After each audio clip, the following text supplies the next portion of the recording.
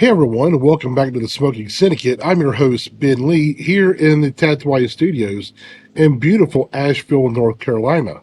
And for this review, we're going to be taking a look at the Blackwork Studio Killer B in 2025. How did it do? Stay tuned and find out.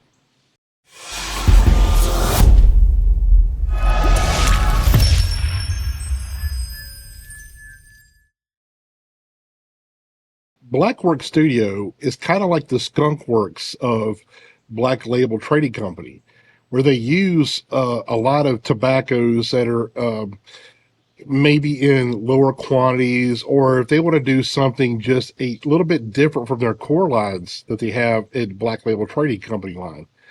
And one of those most successful blends that they've ever done is the Killer B line.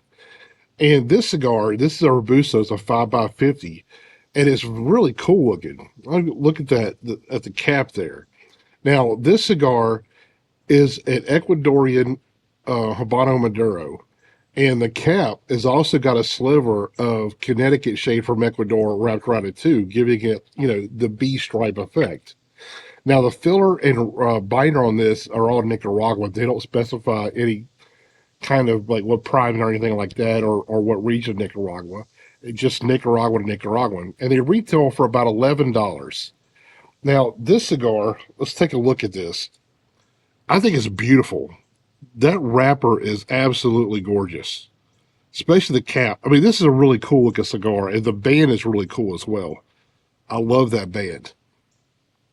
Closed foot, which is something, I don't know, I kind of dig it. I think it's a kind of a cool thing to put on a cigar. I don't know. I just think it's kind of a cool looking thing to do. But anyway, I purchased this at B&B Tobacconist in Nashville, North Carolina, and I think this is the fifth one that I'll be smoking of all the ones that I've had. So let me go ahead and let's get into this a little bit. I'm gonna go ahead and cut this.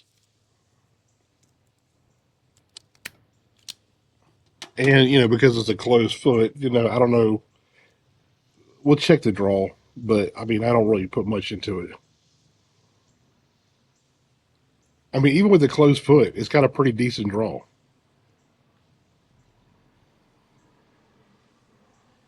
Hmm. What I get off of this on the cold draw is nice leathery type notes, some cedar, and I know this is going to sound weird, but I swear this is what comes to mind. It's almost like a sweet potato. I know it sounds weird, but that's just what I get. It's what comes to my mind.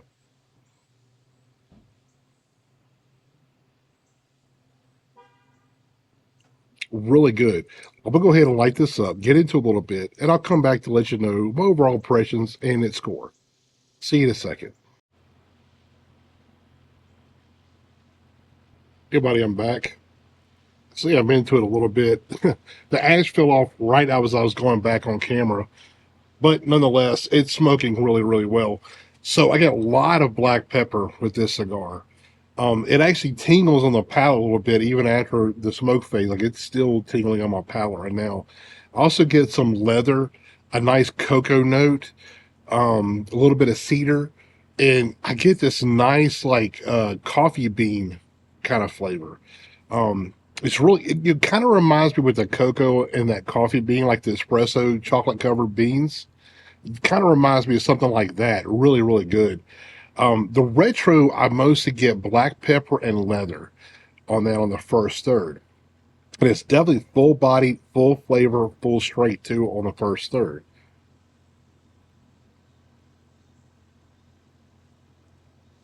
Lots of smoke production, as you can see. Now, on the second third, the black pepper does tone down around the middle, but it's not completely gone. Now, I get more of like that kind of chocolate covered espresso bean note is on there as well. It's a little bit more amped up on the in the second third. Now I get a leather but the cedar has toned down a little bit too. It's kind of got it more into the background, but it's still there. The retro is still the same, and strength, body, and flavor are all still full. Now as it heads into the final third, it gets a little bit more linear. Mostly what I just get is like a earthiness, the cedar, and just a hint of that cocoa. The coffee beans gone, but I still get the cocoa, but it's toned down quite a lot. And that black pepper comes back a little bit. It's not full on black pepper like it was in the beginning, but it does kind of resurface to get slightly amplified in the last third. Overall, it's a really good quality, especially or really good cigar, especially if you like stronger, full-bodied Nicaraguan cigars. This is definitely your go-to.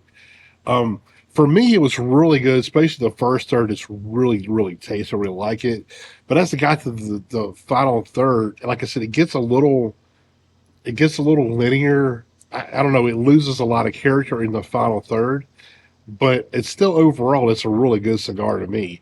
So I'm going to score this a 90.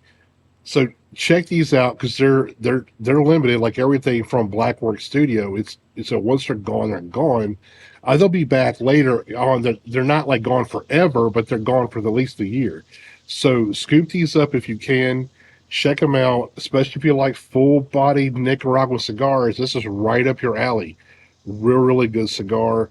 I really like the cocoa with the coffee bean, the leather and the cedar and that black pepper. Even though in the beginning the black pepper was a little bit too much for me, but it slowly toned down, so it was a really, really kind of nice cigar. So please like, comment, and subscribe. And on that note, I'll see you next time.